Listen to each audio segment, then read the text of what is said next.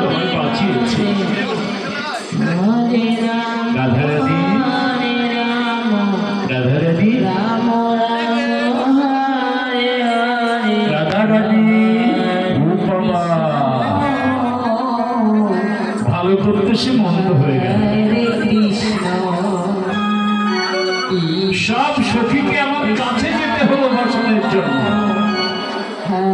আর আমি দেখলাম রাধারানী অন্তমার প্রাণ, সেই রাধারানী এই অবস্থায় আমার সামনে এসে দাঁড়াবে, সে পারবে না। তাই আমি নিজেই তার বসনটা নিয়ে গেলাম। ভালো করতে নেই, ভালো করতে গিয়ে বন্ধ হয়ে গেল। এখন আমার উপর অভিমান দেখাচ্ছে রাধারানী। রাধে, রাধে,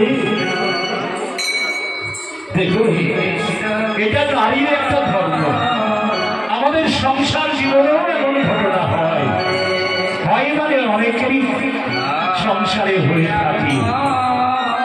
স্বামী স্ত্রীর মধ্যে অভিমান, এগুলো হয়। মান অভিমানের পালা স্বামীকেই ভাঙতে হয়। তাই গোবিন্দ আর কি করছে, রাধারানীর মান ভাঙাবার জন্য কত কিছুই না করছে। রাধারানী, রাধারানী আর মান করে থেকে না, আসুন। ও বাবা, হ্যাঁ আমাকে আবার ধাক্কা মেরে ফিরে দিতে চাইছি। বাবা কি পাশানি গো।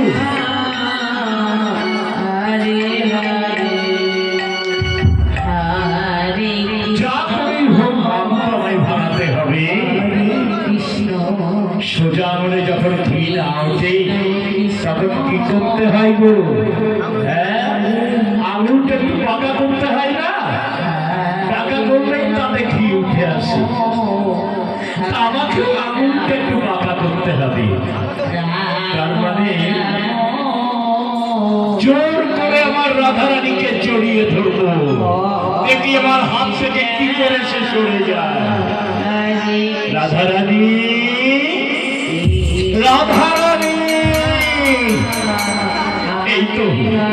এই তো আমার রাধারানীর মান ভেঙেছে।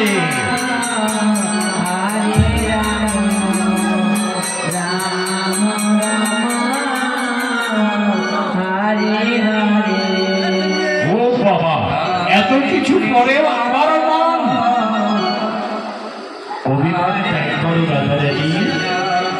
দেখো তোমার হাসি মুখ না দেখলে আমার ভালো লাগে না, আমি মনে শান্তি পাই না। হাসো হাসো। এই তো, এই তোমার রাধারানীর মুখে হাসি ফুটেছে। এসো রাধে, এসো আমার বন্ধু বাজারে এসো। আজ আমি তোমাকে নিয়ে মনের আশ মিটিয়ে নৃত্য করব। হরে কৃষ্ণ কৃষ্ণ কৃষ্ণ